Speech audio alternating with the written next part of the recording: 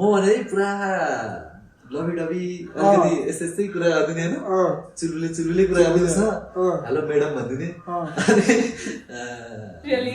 आफ्नै अनि इङ्ग्लिस ठोक्ने अझ कहिले त गुगलमा गएर उसले इङ्ग्लिस लेखे हुँदैन त्यही कपी मिनिङ नबुझेन के वर्डहरू भनिदिने अनि पछि अनि मैले अनि इङ्ग्लिस ठोक्ने यताउति गर्ने त्यसै चुलबुले थियो उसको फेरि रिप्लाई कस्तो आउँदा है बोल्ड आइदिने कि मैले दिने अनि कसैले के फुलसुट किनेको थिइनँ कहिले त्यो बुके भन्ने चिज पहिला सुनेको थिएँ दाइ अब त्यसरी त्यो बुके भन्ने मलाई होइन केहीसम्म थियो कि दाइ त्यो अहिलेसम्म जब लाइफ हुन्थ्यो नि मलाई मान्छेले तल लेख्थ्यो कि बुके दियो के दियो अनि मैले त्यो बुके भन्थेँ मान्छेले अनि म त्यो लाइफ पछि गएर गुगलमा हेर्थेँ अनि पछि ए हो र फुलको हो र डाइरेक्ट फ्लावर भन्ने भए निस्किनु बुके भन्ने म त एकदम नर्भस थिएँ के थियो भन्दा चाहिँ फर्स्ट टाइम नेपाल आएको त्यही माथि घुम्नुपर्ने ठाउँ त्यति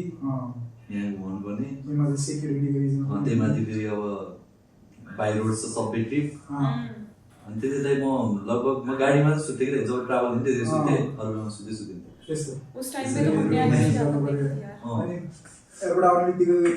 अब एयरबाट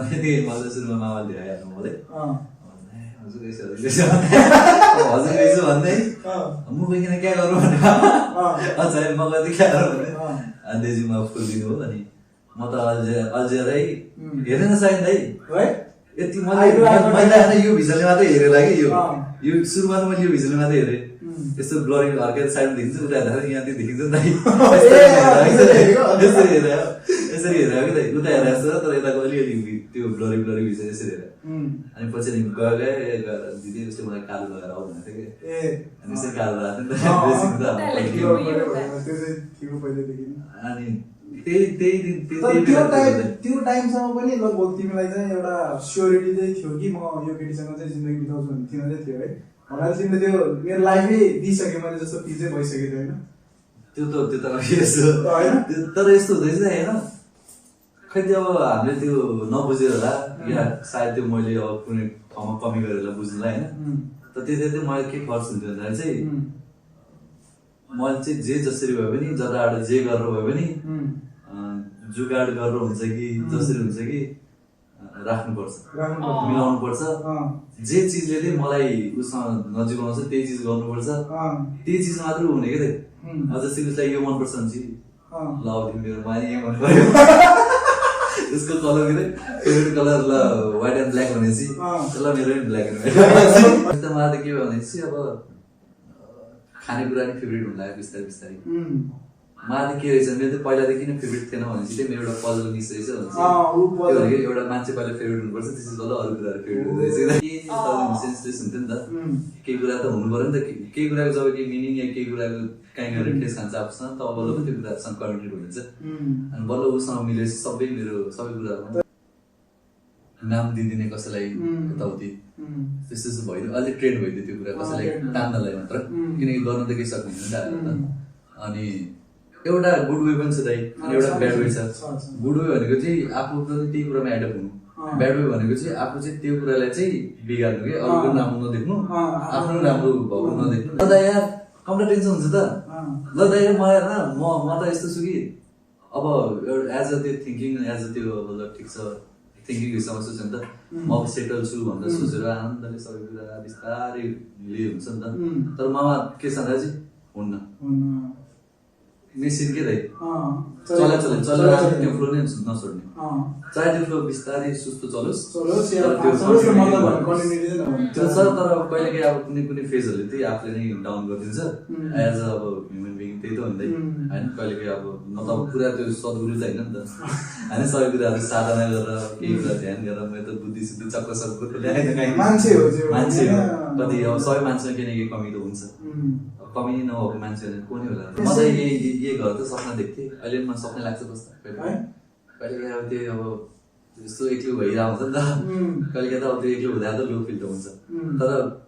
आज त यस्तो सोच्दा यार ओहो सपना थियो त अझै सपनै हो कि रियाली हो मैले पनि अब भन्नु न उसँग अब यो घर बनाउन अहिले भन्नु धेरै पहिला कुरा जब लाइफमा कुरा थियो त्यसै त मलाई दिनु मन लाग्यो त्यही त मैले त सोच्नै सकिँदै भोलि यस्तो हुन्छ टाइम गुजर्दै गएपछि टाइम अनुसार धेरै कुराहरू गर्दै गएपछि अब एउटा फेजमा पुगेपछि भयो। बहुत बडा सपना होता है यार। अब यस्तै गर्दै अरू पनि सपना छ बिस्तारै बिस्तारै। आफूलाई पनि सपना छ, आमा हजुरआमालाई सपना छ, सबैको लागि छ। जोस् झगडा धेरै भयो होला त्यही मार्केट त होइन त्यस्तो गरी त्यही माथि मैले अरूलाई मैले मेरो यो रिभिल गराउनु फोनको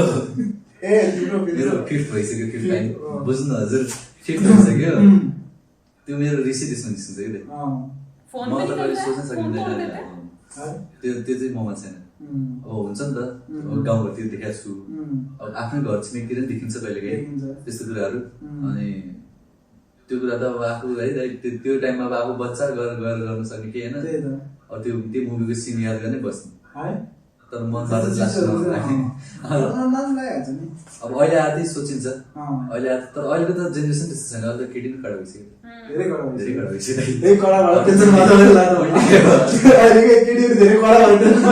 त्यही चामलले खाने हो नेपालको घोडा किनेर। अनि मान्छेले कस्तो भन्दाखेरि चाहिँ म मेसेज आउँछ नि त कहिलेकाहीँ अब म एक्टिभ हुन्न कहिलेकाहीँ बसेर के गरेर आउँछु। अनि कहिलेकाहीँ अब हाम्रो नि कहिलेकाहीँ अब यताउति कुराहरू भइरहेको हुन्छ नि त हाम्रो बिचमा। अनि त्यस्तो कुराहरू अब बाहिर कहीँ अब आउँछ कहाँदेखि के हुन्छ फेरि खाने नापेर खाउनु आफ्नो लाइफमा केही कुराहरू बाहिर आएर आउँछ। आउँछ नभएको कुरा नि आउँछ। अहिले त आयुष कहिले फेरि आयुष डिप्रेसन भन्दै फेरि यस्तो नि आउँछ। त्यो त्यस्तो कुरामा केही गुणी लाग्दैन है। अनि मैले यो इन्टरभ्यू यताउति नगर्ने कारण त्यही त हो नि। रेस्पेक्टै छैन जे कुरामा रेस्पेक्ट छ त्यो कुरालाई पो दिने हो त। त्यो फेक मलाई गर्नै पर्दैन। अब भोलिपर्सि कुनै एउटा अब एकदम रेस्पेक्टेबल कोही मान्छे एकदम जेन्युन जस्तो भयो भने चाहिँ त्यस्तो म त अब ठुलो बन्न खोजेँ है। जस्तै हो कि सक्दो रियल इन्भाइरोमेन्ट भयो भने चाहिँ आफू म जीवन देखाउन सक्छु जस्तो हुन्छ। आफूले त्यति लोती गर्नु भएन। आफ्नो एउटा म त त्यही एउटा त्यो मैले के पाठ सिक्यो भन्दाखेरि दाइ अहिलेको अब आफ्नो सिचुएसन जस्तै मेरो जिन्दगी एज अ अब धेरैजना अब मेरो एजको मान्छेहरू पनि हुन्छ नि म त सानो भाइहरूलाई म जहिले उनीहरूलाई टार्गेट गर्छु नि किन म त उनीहरूको एज भोगेर आएको छु। अनि त्यो म त मनबाट आफ्नो के भन्न कि कसैलाई केटी मान्छेलाई म के भन्ने आउनु पनि केटी त्यो फुलै लाग्छ कि अब मैले एज हाम्रो घरमा पनि माथि घरमा पनि गएर कुसुलाई देख्यो भने त्यो प्योरिटी फिल हुन्छ कि किन अब म यता बस्छु दाइ है यता बसेर अब हाम्रो घरमा कोही केटी छैन त्यो आरामको मुख हेऱ्यो त्यही लागि सबसे भ्यालुएबल कुरै थिएछ जिन्दगी। यो टाइम देख्दिन्थ्यो होला यदि त्यो नभइदिएको त्यो चिज नभइदिएको कि हाम्रो जस्तै हाम्रो मान्छे जो मान्छे माया गर्नुहुन्छ उहाँहरू नभइदिएको त्यही सायद यो दिन त देख्दिन्थ्यो नि त दाइ। अब देखे पनि दाइ त्यो रिटायर एजमा देख्थ्यो होला त्यो बेला दाइ म त कस्तो फिल्टर गर्न नआउने मान्छे मेन होइन मान्छे त्यही अब त्यो एज अ त्यो माया गरेर कसैले टाढोदेखि माया गर्दै हुन्छ नि त। अब आफूले पनि त्यस्तो थाहा हुनु नि त मान्छे जस्तो भन्दाखेरि चाहिँ बिस्तारै बिस्तारै जब एउटा त्यो हुन्छ नि क्लोज हुँदै गएपछि अनि त्यो चाहिँ बुझिँदो रहेछ फिल्टर पनि गर्नुपर्छ भनेर। तर त्यो फिल्टर गरे पनि जो मेरो लागि जो हाम्रो लागि जो मान्छे उभिनु भएको छ होइन त्यो इनफ छ क्या एकदम इनफ छ क्या दाइ। केही कमी जिन्दगीको कुरा गरे जस्तो केही न केही कमी जिन्दगी तिमीलाई जो लाइफ जिउने बेला जे खालीपन थियो त्यो चाहिँ पुरा गरिदियो जस्तो क्या। इमोसनली कनेक्टेड भयो क्या मान्छेहरूसँग। अन्त इमोसनली कनेक्टेड हुनुको कारण चाहिँ दाइ सायद त्यो अब मेरो जे छ म जे छु त्यो देखाएर जस्तो लाग्छ मलाई चाहिँ। त्यो ममा त्यो पहिला अब एज अ हाम्रो सुरुमा सोसियल मिडिया चलाएर त अब सबै कुरा एनालाइसिस गरेर यस्तो गर्नुपर्छ उस्तो गर्नुपर्छ भने त्यो हुन्न थियो नि दाइ। जे हुन्छ यस्तो फ्लोमै हो जे हुन्छ यतिकै हो भन्ने। अब जसरी अब मलाई त के भयो मलाई त एउटा कुरा त के भइदियो भन्दा चाहिँ एउटा इन्सेक्युरिटी हुन्छ क्या त जो मान्छेले नि एउटा कुरा चाहिँ एज द सोसियल मिडिया आउँदा चाहिँ मेरो क्यारेक्टर चाहिँ मान्छेलाई पचाउने हो कि होइन यो म फेरि यस्तो छु यार धेरै र लाग्ने तिमीलाई हैन म फेरि यस्तो छु मैले फेरि के कुरा मेरो फेरि इन्टेन्सन यस्तो हुन्छ मैले बोल्ने तरिका यस्तो हुन्छ फेरि मान्छेले बुझ्ने तरिका के हुन्छ त्यो चाहिँ फेरि मान्छेले एडप्ट गर्न सक्ने हो कि हैन भन्ने कुरा थियो दाइ। तर मेरो त फर्स्ट लाइफदेखि नै आफ्नो पारै थियो अनि त्यो कुराले गर्दा चाहिँ मलाई त एकदम कन्फिडेन्ट आयो त्यसपछि म एक्सपर्ट भएको दाइ अलिकति। त्यो कुरा चाहिँ कसरी लिने भनेर चाहिँ म त हाम्रो मान्छेलाई के भन्छु कि दाइ यो कुरामा चाहिँ अब हामीले आफ्नो लागि हामीले केही कुरामा बोलिन्छ नि त्यही अनुसार त्यो मान्छेले नि जतिसम्म आफ्नो मेन्टालिटी जतिसम्म आफ्नो थट्स जतिसम्म आफ्नो थिङ्किङ छ त्यही बोलिरह नि त। अनि उसको त्यो राइट्स छ जबसम्म उसले त्यही फिजिकली नै हानि पुऱ्याउँदैन राइट्स छ त्यो बोल्न पाइयो जे नि बोल्न पाइयो। उसले गाली पनि दिनु पाइयो उसलाई मैले केही नराम्रो गरेको छु भने चाहिँ त्यही हो जबसम्म चाहिँ कोही मान्छे त्यही अगाडि आएर मलाई या फिजिकली हर्ट गर्यो या केही कुरा मलाई चित्त बुझेन एकदमै कुनै न कुनै वेमा मलाई नराम्रो भयो भने चाहिँ त्यसपछि हो होइन आफूले आवाज उठाउने आफ्नो भोइस उठाउने नभए त्यो दाइ सोसियल मिडियाको यतादेखि बोल्दा उतादेखि बोल्दा हान्सी त्यो भनेको चाहिँ अब यत्रो जनसङ्ख्या छ जनसङ्ख्यामा यत्रो धेरै अब हाम्रै मान्छेहरू छन् त्यही माथि विरोध गर्नेहरू पनि छन् अब मान्छेको मेन्टालिटी छुट्टै कुरा छुट्टै ठाउँ भेषभूषा छुट्टै अनि त्यही अनुसार अब कुरा त बढ्दै जान्छ नि त्यो बोल्ने मान्छेलाई बोल्न दिने दाइ त्यो कुराले चाहिँ आफू अब जब आफू पनि तब विकनेस आफूलाई तब विक फिल हुन्छ जब कि आफ्नो मान्छेहरू चाहिँ दब्छ क्या दाइ दब्ने कामै नगर्ने मुखिन हामीले त 2 वर्ष त्यही देखिरहेको नि त उनीहरूको भर्खर 1 महिनाको नयाँ नयाँ मजा आइरहेको नि त होइन त जस्तै भनौँ दाइ कोही मान्छेले आएर ऱ्यान्डम कोही मान्छेले आएर मलाई होइन त किन टिटोमा लागि बस्या भिख माग्छस् यहाँ गर्छस् यो गर्छस् भन्छ आएर भन्यो अरे भनौँ मेरै अगाडि नै आएर भन्यो अरे के गरौँ त म राति गएर पनि गर्ने त्यही हो म मेरो जेमा मन छ म त्यही गर्छु उसको जिन्दगीमा आएर त किन घरमा बसिरहेको छु गएर बाटोमा सुत्तो भने गरि त राख्छु केही न केही होइन आफ्नो हिसाबले त्यही अर्को त्यो जिन्दगीमा त्यही एज त्यो सोसल प्लेटफर्म आएपछि के अरे नराम्रो लिनुपर्छ राम्रो लिनुपर्छ भन्छ मान्छेले त्यो पनि हो तर नराम्रो चाहिँ कतिसम्म लिने भन्ने कुरा हो नि त होइन एउटा लिमिट हुन्छ अनि त्यो लिमिट्स क्रस भइसकेपछि अब त्यसपछि चाहिँ अनि कुराहरू कि त बिग्रिने हुन्छ कि त टुङ्गिने हुन्छ एकदम राम्रो अब त्यही हो केही कुरामा कमी कमजोर भएपछि बिग्रिन्छ दाइ सबै कुरामा अब आफू कि त झुक्नै पर्यो एकदमै दबिनै पर्यो अब दब्दाखेरि नि एकदम झुक्दाखेरि नि आफूले कसैलाई केही नभन्दाखेरि नि मान्छेहरू त्यही पनि चढिरहन् भनेपछि केही छैन अब पछाडि र अगाडि बढ्ने सबैले हेर्ने नजर एउटै छ उहाँहरू पनि आफ्नै आयुजे मान्छे हुन्छ आफ्नै फ्यामिली जस्तो हुन्छ किनकि एउटा मान्छेहरू हुँदै हुँदै त्यही एउटा हिजोको दिनमा मैले त्यो हेर्दा त्यो भ्युवर हेर्दा धेरै मान्छेहरू छ त्यही कुराले हौसला आउँथ्यो भने तर आजको दिनमा हेर्दाखेरि त अब त्यही भ्युवरमा त त्यो मान्छेहरू हुन्थ्यो नि त होइन त्यही फ्यामिलीहरू जोडेर त्यही मान्छेहरू त हौसला भएर बस्नुभएको थियो नि त एक एकजना गर्दै हजारौँ पुग्नुभएको थियो लाखौँ पुग्नुभएको थियो लगभग 8.5 उनी पुग्नु लाग्यो 2.5 लाख पुगेको थियो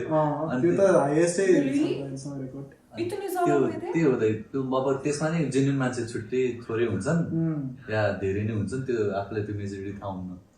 तर जे जति छ आफूले चाहिँ त्यो कुरा चाहिँ जेन्युनली चाहिँ अप्नाउनु पर्यो अनि मैले चाहिँ त्यो जेन्युन जे कुरा नि म त्यसलाई सक्दो म पोजिटिभ लिनु खोज्छु जे कुरा नि कसै जब टिटोमा अस्ति त्यसरी नै अब त्यो के कुराहरू भइरहेको के कसैले आएर भन्थ्यो नि कुपुत्र सुपुत्र त्यो कुराले हट्ट गर्छ र ठिकै छ होइन अब भनिराखन् आफ्नो कुरा आफैलाई थाहा छ ठिकै छ मलाई किन जस्टिफाई गर्नु पर्यो भनिराखन् त भन्ने ठिकै छ यार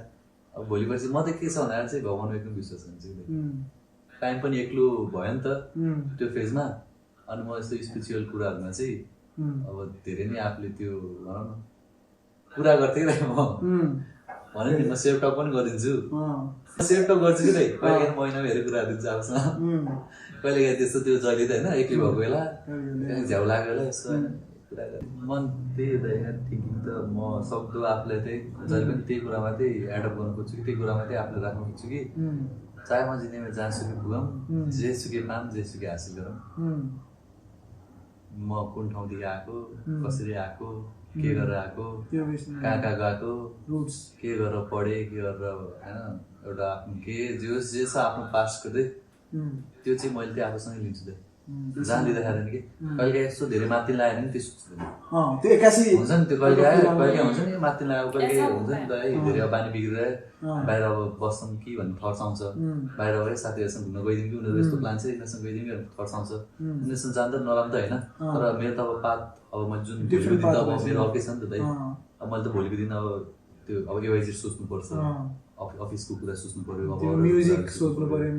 त्यही सोच्दाखेरि चाहिँ अनि त्यही कुराले गर्दा त्यही होइन अब यही कुरा सोध्छु म होइन यार फेरि मलाई त्यो ब्याक टु त्यो चिजमा चाहिँ मलाई जानु छैन यदि म गयो भने म त्यसमा बस्न सक्छु तर म अहिले म मात्रै होइन नि त मसँग त अहिले धेरैजना छन् मसँग भनेपछि अब मसँग कनेक्टेड एलजे छ अनि भोलिको दिनमा त मेरै जिम्मा हुन्छ अभियसली किन अनि त्यो गर्दै त्यो गीतको चाहिँ खास स्टोरी चाहिँ के छ खास के चाहिँ सोचेको त्यो गीतको स्टोरी यार एउटा त मलाई त प्रेसर थियो क्या त्यति लेख्न चाहिँ लेखेको थियो तिमीले पहिले लेखेको थियो त के लेखेको पहिला कहाँ लेख्नु दाइ गीत बनाउँछु भन्दा एक दिन मैले जोसमा लाइफमा भनेको थिएँ क्या ए त्यो पनि कममै सुरु भएको थियो त्यति प्रेसर आउनु लाग्यो क्या दाइ मलाई एकदम रुचि थियो क्या दाइ मनदेखि एकदम रुचि होइन तर ममा त्यो कन्फिडेन्टै थिएन कहिले त्यो कन्फिडेन्ट किनकि अब म त दाइ एकदमै नबोल्ने एकदम चुचो लगाएर बस्नु नि त अनि अब कहाँ नि यार गाउँमा अरूको अगाडि कहाँ अनि स्वर तान्नु होइन त्यो मुख खोल्ने त लाज लाग्ने मान्छेले यार अनि त्यो मैले एक्चुली के लाइफमा म पहिला पहिला गाउँथेँ नि दाइ अनि मैले नि यस्तो गीत सित अब अल्झे नै होस्ला एउटा दियो अलिजले पहिलेदेखि नै तिमीलाई गीत चाहिँ गाउँ भनेर मन थियो होइन अनि त्यही कुराले गर्दा अनि म पछि नि ल गरौँ न त भनेको गरौँ न त भन्दा पनि दाइ म के गरेँ बसिरहेको थिएन नि गरौँ मात्रै भन्ने गर्दै के नभन्ने किनकि बिगिनिङ थियो मेरो कोही थिएन नि त त्यो सबै थाहा नै हुनु त्यसको बारेमा मैले स्टडी गरेन त्यसको बारेमा मैले केही सिकिनँ न म क्लास गरेन के गरेँ दाइ डाइरेक्ट एउटा डायरी किनेर आएको थिएँ जोसमा एउटा पेन किनेर आएँ जोसमा डायरी किन्थे माथि सिधै 7 सँग लेख्दै है ओए वर्षी फर्स्ट थर्डै त्यही आयो मलाई त्यही होइन म पुरा के त्यो स्कुल कलेजको के मैले त्यतिखेर मलाई त्यो गीत लेख्नु गएको थिएँ के रिलाइज गर्दा थिएँ जिन्दगीमा काम लाग्छ र पढाइ गर्ने त्यो हुन्छ नि पहिला सुरुमा टपिक हुनुपर्छ त्यो हुन्छ त पहिला त्यो थिङ्किङ त्यो थियो अहिले आजकल त अब त्यो अलिकति प्रोफेसनल अनुसार चेन्ज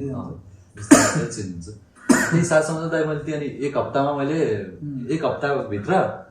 लिरिक्स कम्प्लिट गरेर